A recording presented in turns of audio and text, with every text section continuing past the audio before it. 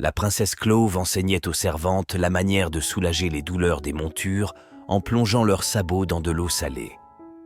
Tout en démontrant cette technique, elle remarqua des ecchymoses sur le visage du lieutenant Aaron, qui demeurait silencieux. Au fil de ses réflexions, elle comprit qu'une dispute avait éclaté entre le capitaine Nouren et le lieutenant Aaron. Elle regrettait que ce dernier ait pénétré dans sa chambre.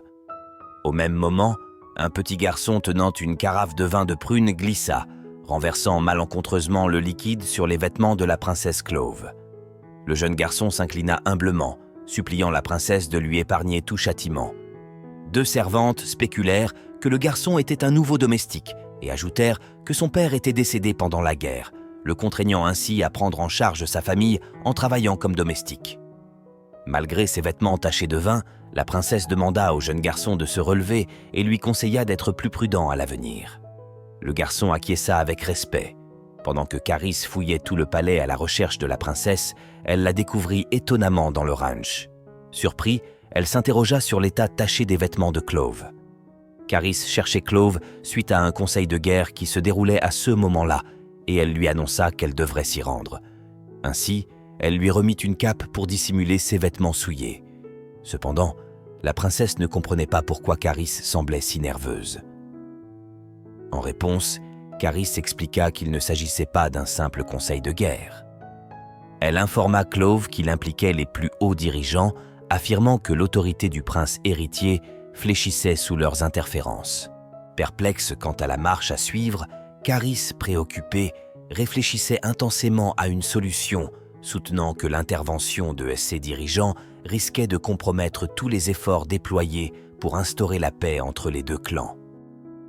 La princesse rassura Caris en lui affirmant qu'elle ne permettrait pas qu'une telle chose se produise sous ses yeux. De l'autre côté, les dirigeants étaient en colère d'avoir reçu l'ordre de tenir une réunion avec la princesse du clan Azur et d'être ainsi maintenus dans l'attente. Ils ne comprenaient pas pourquoi ils devaient avoir une réunion avec un clan qu'ils considéraient comme faible. Une femme prit la parole pour les inciter à se calmer. Elle souligna que, dans la situation actuelle, c'était la princesse qui devrait ressentir la peur, ne sachant pas si elle devrait se présenter. Ainsi, la princesse Clove fit son entrée dans la salle de réunion, dissimulant ses vêtements tachetés de vin sous une cape. Toute crispée, elle sentit les regards moqueurs des dirigeants. Ils remarquèrent que la princesse s'était vêtue comme une paysanne. Conformément aux rumeurs, ils s'attendaient à ce que la descendante du clan Azur puisse terrifier toute une armée rien qu'avec son regard, mais à leur grande surprise, ils constatèrent que la descendante du clan Azur était en réalité une feuille tremblante. Malgré les salutations de la princesse, les dirigeants choisirent de l'ignorer.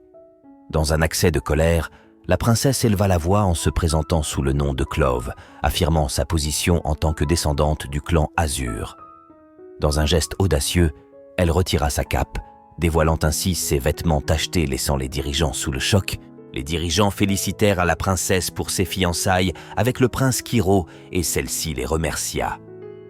Cependant, au cours de leurs éloges, l'un des dirigeants fit remarquer que la princesse n'avait rien d'extravagant et ne pouvait être considérée comme un dragon, même si elle avait démontré un charisme impérial qui le surprenait. Une dirigeante s'interrogea sur le moment inopportun de leur venue, remarquant les vêtements tachetés de la princesse. La princesse répondit qu'elle était avec les chevaux, ajoutant qu'elle avait l'habitude de sortir souvent pour leur parler. Les dirigeants furent surpris par cette révélation inattendue. L'un des dirigeants sourit, suggérant que les traumatismes de la guerre ont peut-être poussé la princesse à perdre la raison, la conduisant à se réfugier auprès des chevaux pour leur parler.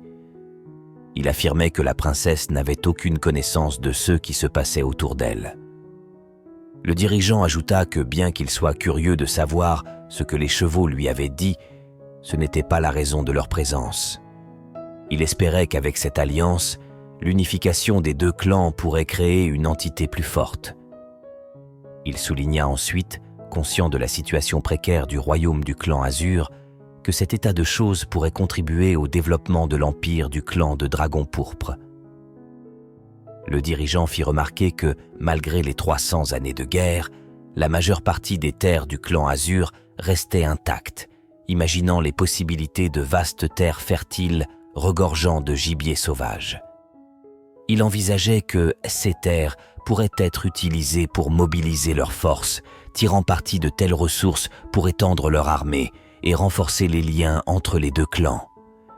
Il demanda à la princesse s'il pouvait compter sur leur soutien, mais celle-ci répondit que sa priorité principale était d'abord d'instaurer la paix et une solide alliance. Elle évoqua que tout renforcement militaire pourrait être perçu comme une menace pour son peuple dans la situation actuelle. Les dirigeants furent étonnés des réponses de la princesse. Le dirigeant lui fit remarquer qu'elle ne pouvait peut-être pas comprendre le fonctionnement complexe de leur système politique étant issu d'un État étranger. Il lui fit comprendre que le succès de leur nation a toujours été lié à l'établissement d'une puissante armée. Il ajouta que c'était grâce à leur approche pacifique que leur royaume, le clan Azur, semblait pâle en comparaison de la grandeur du royaume pourpre. La princesse s'interrogea sur le prix de cette grandeur qui, en effet, avait entraîné une pénurie de jeunes hommes morts au combat. Malgré l'apparence prospère de l'Empire, elle remit en question cette façade, suspectant la présence de secrets et de pertes humaines bien plus importantes. Elle s'enquit de l'état des citoyens, se demandant s'ils étaient au courant du nombre d'hommes morts ou blessés sur le champ de bataille, des montures impériales exploitées jusqu'à l'épuisement puis laissées à l'abandon, et de l'exploitation facile de la main-d'œuvre, y compris des enfants sans famille contraints de se débrouiller seuls. La princesse affirmait qu'en tant qu'étrangère, elle était persuadée que les seuls individus qui parlent de gloire sont ceux qui ont appris à en tirer profit. Les dirigeants en furent offusqués. En colère, l'un d'eux lui interdit d'injurier de telles absurdités, soulignant qu'il avait servi la nation pendant 30 années, combattant pour ce royaume, et refusait d'être dénigré par une étrangère issue du clan ennemi. Un autre dirigeant incita son collègue à se calmer et à ne pas provoquer la princesse, évoquant la scène qui s'était produite lors de sa première visite au palais pour s'entretenir avec le prince, malgré le refus initial de celui-ci de la voir. Ainsi, en colère, elle s'était déchaînée sur le prince. La princesse se demanda ce que les dirigeants marmonnaient lorsque le prince Kiro fit son entrée. Pendant que les dirigeants saluaient le prince, celui-ci les interrompit en demandant à la princesse ce qu'elle faisait ici.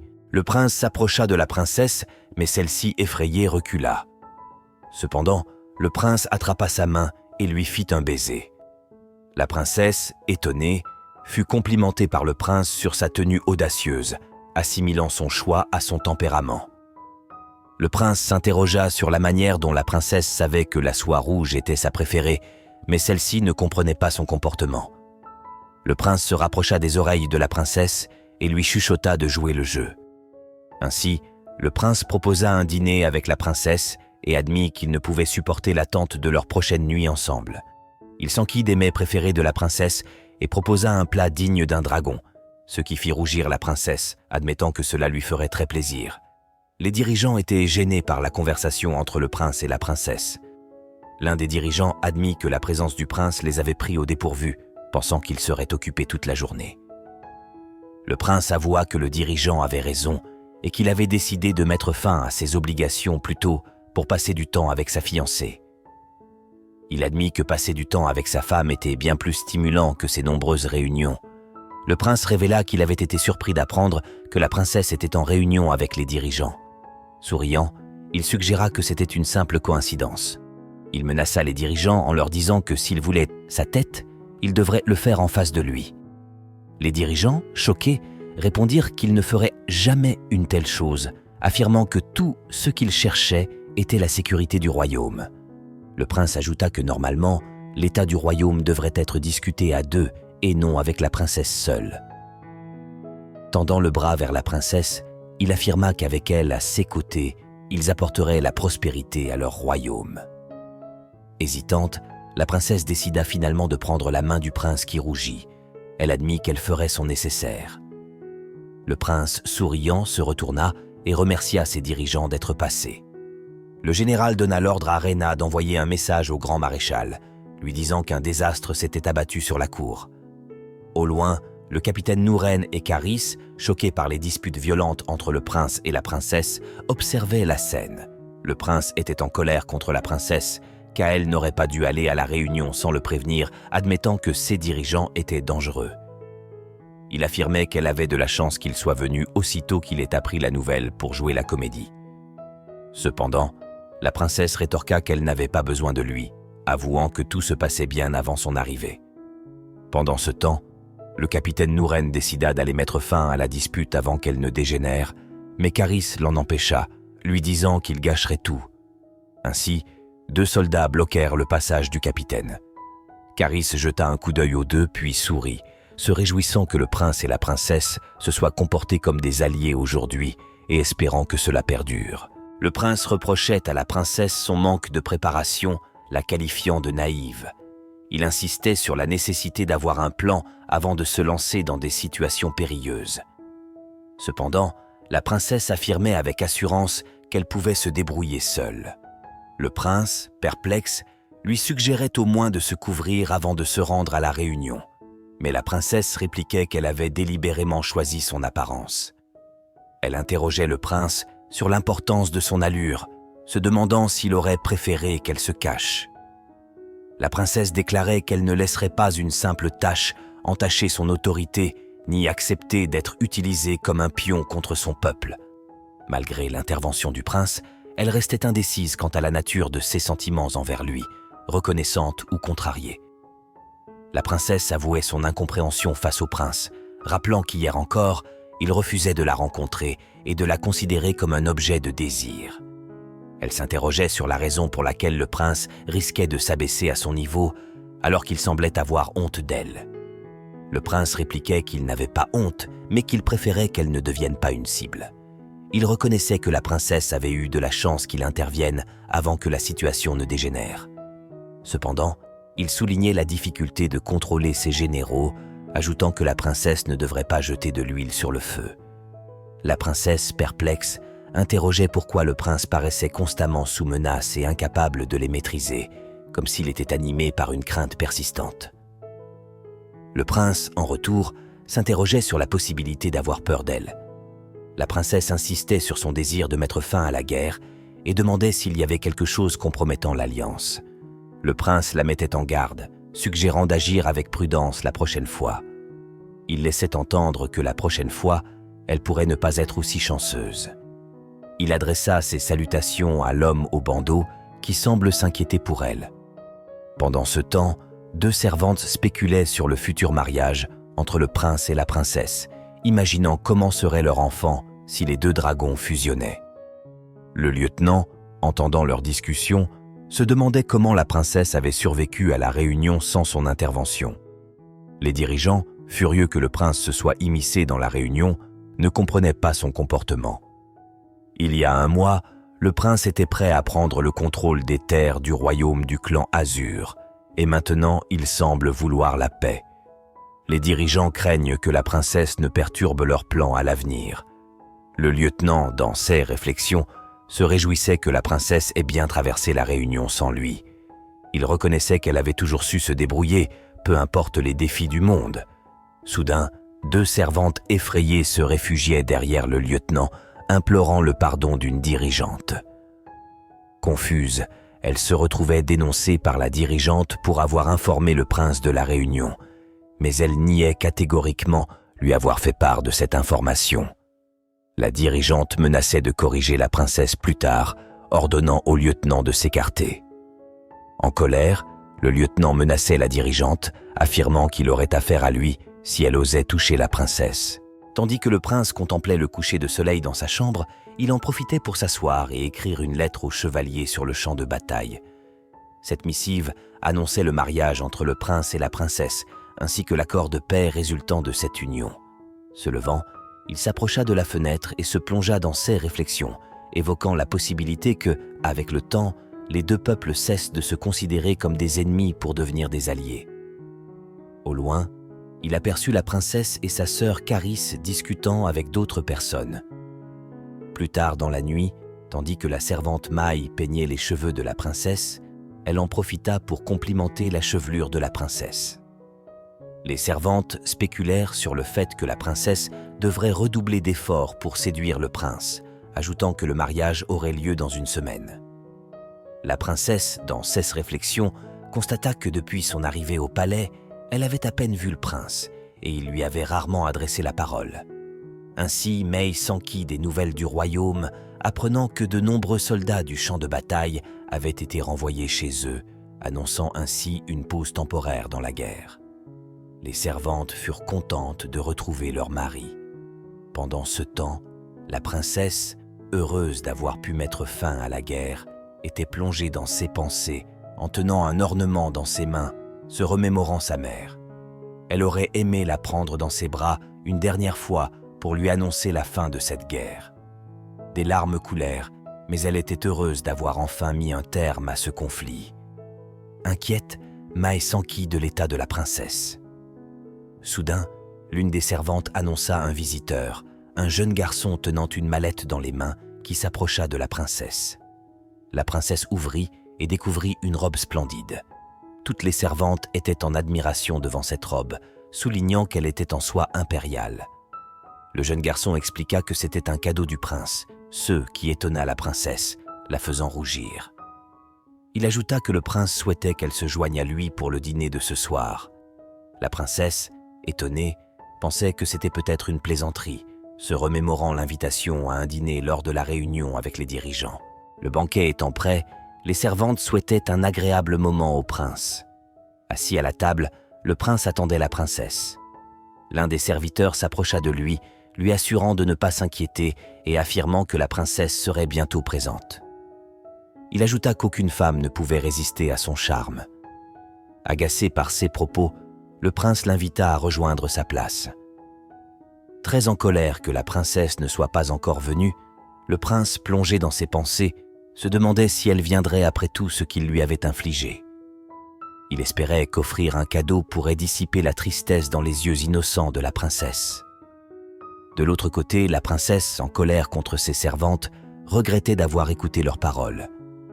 Elle repensait au conseil des servantes, qui lui avaient suggéré de prendre son temps pour que le prince languisse après elle.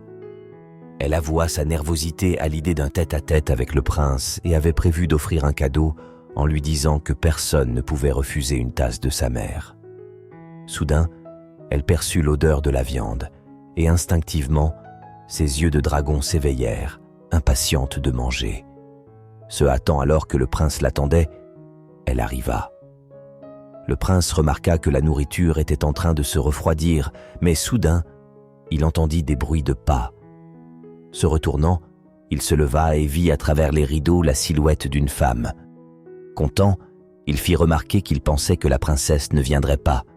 Il avoua qu'il n'avait pas été très accueillant et exprima son désir de mettre fin à la guerre. Cependant, avant cela, il voulait que la princesse soit au courant des secrets du monde extérieur gardés par le dragon pourpre. Il souligna que ces informations étaient cruciales s'ils devaient régner ensemble. Tirant le rideau vers le haut, il ajouta que ce n'était pas la seule raison pour laquelle il l'avait invité. Rougissant, il avoua qu'il aimerait en apprendre davantage sur la princesse. À sa grande surprise, une voix féminine derrière le rideau répondit qu'elle aussi aimerait en savoir plus sur le prince, dévoilant ainsi que la personne cachée derrière le rideau était Rena, l'une des dirigeantes. La princesse se hâtait pour rejoindre le prince, plongée dans ses réflexions. Elle était surprise que le prince l'ait réellement invitée et lui ait offert une magnifique robe. Elle pensait qu'il ne voulait pas la voir il y a une semaine. Se remémorant leur première rencontre, bien que tumultueuse, elle notait que le prince souhaitait réessayer et elle partageait le même désir. Soudain, des bruits se firent entendre. Elle décida de se cacher derrière un pilier.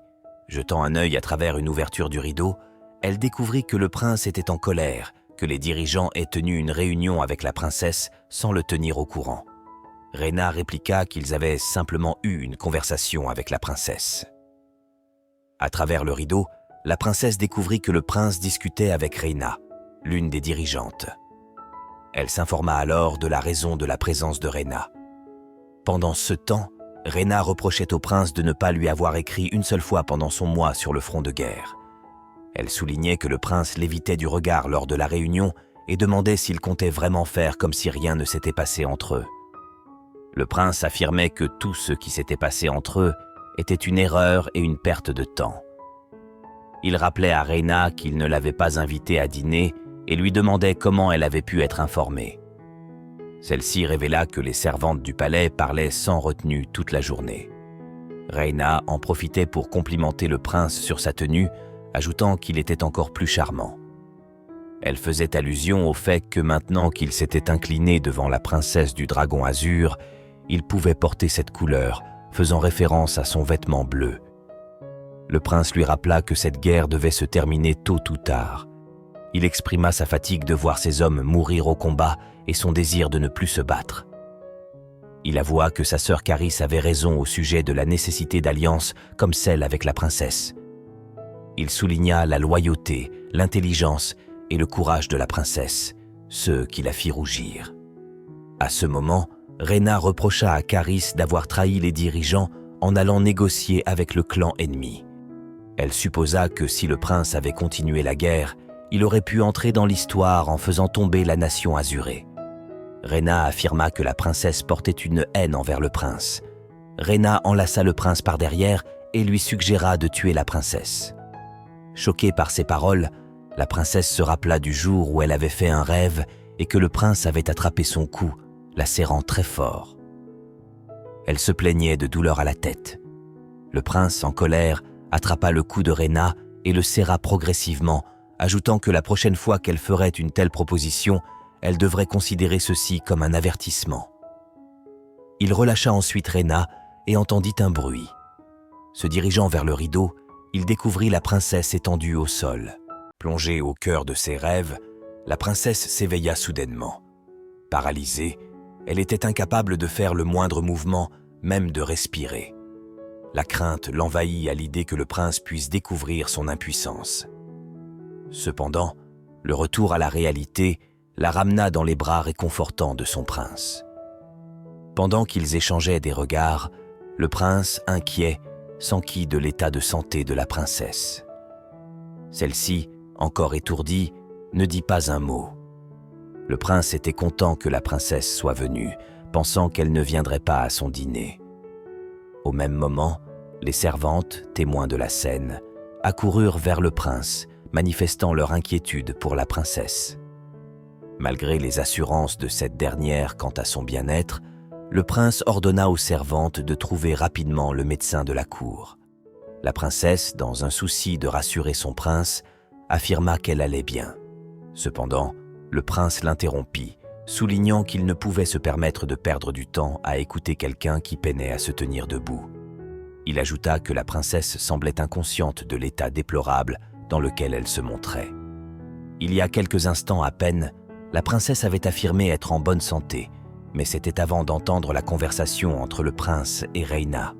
Intriguée, elle interrogea le prince sur la nature de sa relation avec Reyna. Le prince se sentit mal à l'aise. La princesse souligna que les paroles de Reyna étaient mensongères, précisant qu'elle avait l'intention de lui révéler, lors de la discussion entre le prince et Reyna, à quel point cette dernière était malveillante et cruelle pour proférer de telles ignominies. La princesse était surprise de voir le prince douter de ses intentions, doutant même de sa présence au banquet et craignant qu'elle ne souhaite lui causer du tort. Implorant qu'il croie en ses intentions et assurant qu'elle n'avait aucune intention de voir le prince, ou quiconque, souffrir par vengeance, la princesse fut interrompue brusquement par le prince. Celui-ci souligna qu'il préférait connaître la vérité plutôt que de douter de la princesse. Le prince exprima sa joie de voir la princesse malgré son retard, allant jusqu'à dire que c'était bien au-delà de ce qu'il aurait pu espérer, en particulier en la voyant vêtue de cette robe. Observant que les marques de dragon s'atténuaient sur le corps de la princesse, il lui demanda pourquoi ces marques s'estompaient. Cependant, la princesse, surprise, craignant que le prince puisse connaître la vérité de son impuissance, se leva, mais le prince lui suggéra qu'elle n'était pas en état. Il désirait une explication, mais la princesse le repoussa, s'apprêtant à s'enfuir. Le prince la rattrapa immédiatement, la serrant très fort dans ses bras, lui assurant qu'il ne la laisserait pas tant qu'elle ne lui aurait pas dit ce qui n'allait pas. Le prince souligna que la princesse l'avait imploré de la croire, assurant qu'elle n'avait aucune intention de lui nuire. Cependant, en contrepartie, il ajouta que la princesse ne pouvait pas lui fournir d'explication quant à la raison de ses actes. Il évoqua également avoir remarqué le comportement étrange du dragon azur en sa présence. Pendant ce temps, la princesse remarqua la présence de Reyna au loin. Interrompant le silence tendu, le prince demanda à la princesse combien de temps elle pensait pouvoir garder le secret avant qu'il ne la rattrape. Implorant alors le prince, la princesse le supplia de la laisser partir, ajoutant qu'elle ne souhaitait pas être vue dans cet état. Cependant, le prince lui demanda de préciser de qui elle parlait. La princesse répliqua en déclarant qu'elle faisait référence à tout le monde, soulignant qu'elle avait promis à son peuple de rester forte. Un souvenir de sa mère la traversa soudainement, et d'un geste brusque, elle se détourna, repoussant le prince avec une affirmation haute et résolue qu'elle tentait d'être forte, activant en même temps le pouvoir du dragon. Elle émit un halètement de douleur, touchant sa tête prise de migraine. Le prince lui recommanda de se calmer. Pendant ce temps, le médecin et la garde rapprochée de la princesse arrivèrent. Le prince pressa le médecin de soigner rapidement la princesse, mais perplexe, il ne comprit pas pourquoi le médecin resta figé. Se retournant, le prince constata que la princesse avait disparu. Reyna, au loin, arborait un sourire satisfait. En colère contre le prince et pensant qu'il avait fait du mal à la princesse, le lieutenant fut stoppé par le capitaine, qui lui enjoignit de ne pas intervenir, soulignant que ce n'était pas le moment.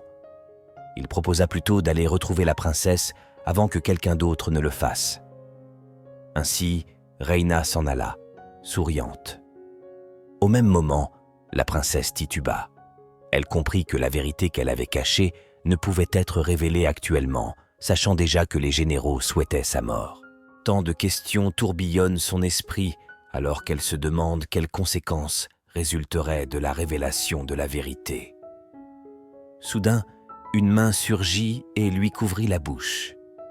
Carys lui fit un geste de rester silencieuse. Carys s'enquit de la situation de la princesse, lui demandant ce qu'elle faisait ici. Elle expliqua qu'elle pensait que la princesse dînait avec son frère, mais que 2 servantes avaient annoncé un drame, suggérant l'idée d'appeler un médecin. Elle informa la princesse que tout le palais était à sa recherche et lui demanda ce qui se passait. La princesse répondit qu'elle avait entendu Reyna comploter sa mort. Carys fut surprise. Elle souligna que son frère ne lui ferait jamais de mal. Malgré son attitude effrontée et confiant, il se souciait du bien-être de la princesse et ne laisserait jamais une telle chose se produire. Cependant, la princesse répliqua qu'elle ne souhaitait pas, pour le moment, lui faire face. Soudain, des chevaliers aperçurent Carys et lui demandèrent si elle avait vu la princesse. Carys mentit en leur disant qu'elle avait vu la princesse se diriger vers les piliers après les rideaux rouges. Les chevaliers s'y dirigèrent. Le lieutenant Aaron demanda à Carys si elle avait vraiment vu la princesse, l'implorant de dire la vérité. Il souligna que la princesse avait confiance en elle et ajouta qu'il avait l'impression de ne plus la reconnaître ces derniers temps. Il exprima le désir de savoir si elle était en sécurité. Soudain, la princesse répondit à travers les rideaux, lui demandant de ne pas se retourner. Elle assura qu'elle allait bien, ajoutant qu'elle s'était éloignée momentanément, non pas pour éviter le lieutenant Aaron, en qui elle avait une confiance totale, mais pour régler certaines choses. Elle le remercia d'être toujours à ses côtés dans les moments difficiles et lui demanda de continuer ses recherches toute la nuit, une demande qu'Aaron accepta. La princesse dit à Carys qu'elle aimerait connaître la vérité concernant les dirigeants et l'autorité du prince qui fléchit à la vue de ses dirigeants. Elle souligna que ses dirigeants étaient contre elle et demanda à Carys comment elle avait pu convaincre son frère d'épouser son ennemi.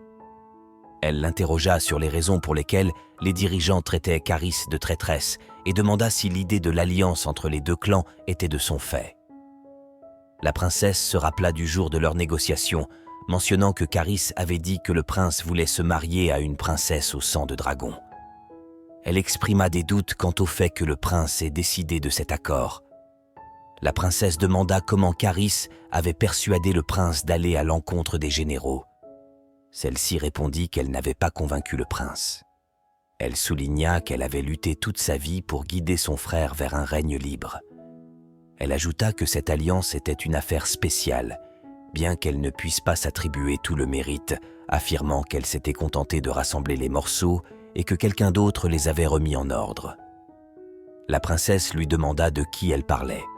La princesse déclara qu'elle savait pertinemment que Caris était une incroyable stratège et connaissait également son attachement envers le prince. La princesse exprima son désir de connaître certaines vérités si elle venait à régner aux côtés du prince, avouant qu'elle préférait être leur allié plutôt qu'un pion ignorant. Ainsi, Caris attrapa la main de la princesse et lui dit de la suivre. La princesse s'interrogea sur le lieu où Caris l'emmenait.